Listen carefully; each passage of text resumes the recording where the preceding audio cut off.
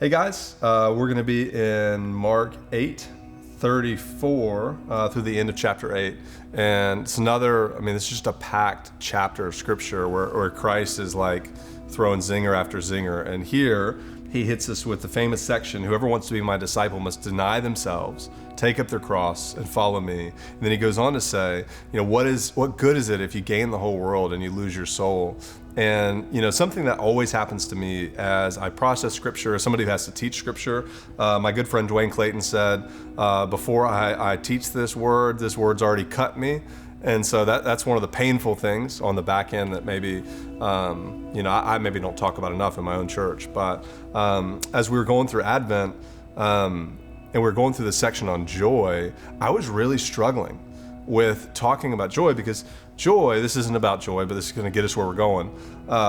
Joy, the essence of true joy is realizing the giver of the gifts that we have, right? So when I find joy in a delicious cup of coffee, that can draw me to worship, right? Or I can just stop at the coffee and say, I really love coffee. Or I can go deeper and I can say, I love the God of the coffee, right? I still enjoy the coffee. It doesn't diminish how much I enjoy it, but the object of my adoration and affection changes. And honestly, when I went through that, I got really frustrated. I was like, God, why does everything, so crazy. I was like, God, why does everything have to be about you?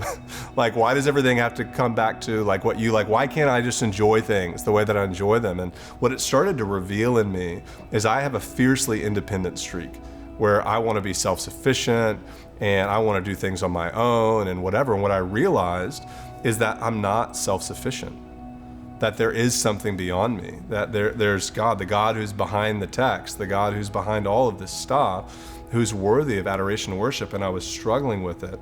Y'all, for me, this was a moment where I had to die to what I desired. I had to die to my view of self-worth and satisfaction, and I had to come and submit it to the Lord. It's interesting when he says, come and take up your cross, this isn't a burden. He's not saying, hey, come and carry this heavy burden. It's not a burden, it's an execution. He's saying, come, not just come and carry something heavy. He's saying, come and die. But then he goes on and says, and if you do, you'll find life. Here's what's interesting. I heard one author say one time, he said, resurrection is only found among the dead. So if we want to see life, if we want to see dead things in us come to life, we actually have to die to those things. And he goes on and he says, what good is it if you gain the whole world, if you have all the money in the world? Listen, there are many, many, many people who have all the success and all the finances and all the power who find that there's still lack within them. What good is it if you gain the whole world, but you forfeit your soul? What's Jesus saying?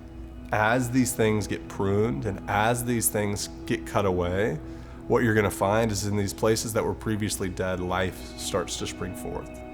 And so here's a question just to wrestle with as you're going through this process of taking up your cross daily and following Jesus.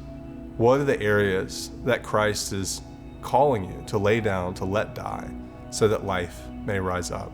It could be, like me, your sense of independence and self-worth. It could be wrapping up who you are and how you find value in the money that you have. It could be this perpetual chase for pleasure and sex, or whether it's substances or addiction that you're finding. These things that you're chasing, they're not producing life. It's just getting more and more dead inside. What could that thing be? And here's what I want to encourage you with: to take some time, become aware of God, who's with you, who wants to be with you, become aware of his presence, and allow those things to come up and let it become a confession. Thank him for his grace and ask him for the courage to lay those things down and to change. I hope this helps you in your journey with Jesus and your reading of the scripture.